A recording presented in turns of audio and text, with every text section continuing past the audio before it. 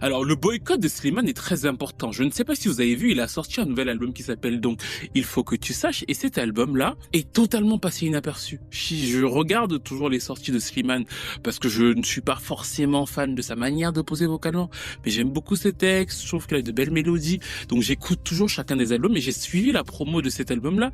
Et dans la promo de cet album-là, il n'y a rien eu. Il y a eu quasiment aucune télé. Le single n'est pas du tout passé en radio. Il y a un vrai blacklisting. Tout le monde est fou, mon Dieu, mais tu le sais mieux que moi. Et ça intervient juste après sa condamnation. Parce que pour ceux qui ne le savent pas, Slimane a été condamné définitivement pour harcèlement S en septembre dernier. On sait que il a envoyé plusieurs vidéos de façon impromptue à un de ses collaborateurs lors d'un concert et ce collaborateur ne voulait pas avoir des rapports avec lui. Donc du coup, ce collaborateur s'est reporté à la justice. En gros, c'est ce qu'on sait dans les détails de l'affaire.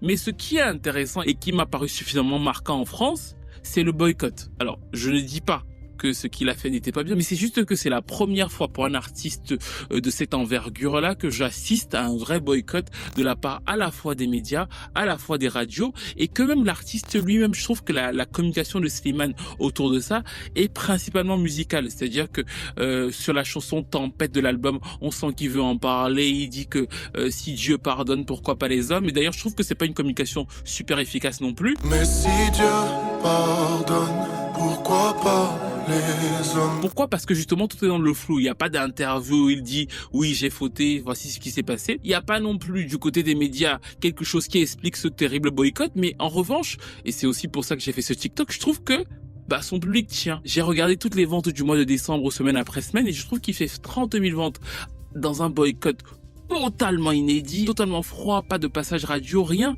Et ça montre qu'il y a quand même une appétence de son public, qu'il y a quand même quelque chose autour de lui. Il va certainement avoir le disque d'or, voire le disque de platine. En revanche, le boycott de Slimane me paraît suffisamment marquant en France parce que c'est la première fois, vraiment la première fois que j'assiste pour un artiste de cette envergure-là. Et c'est pas le premier, il y en a d'autres qui ont fait pire, à un boycott aussi froid. J'en viens même à me demander, dans le pays où Brigitte Macron traite des féministes de sales connes, s'il n'y a pas autre chose qui se joue derrière. Et ça ne veut absolument pas dire que je minimise. Qu'en pensez-vous ?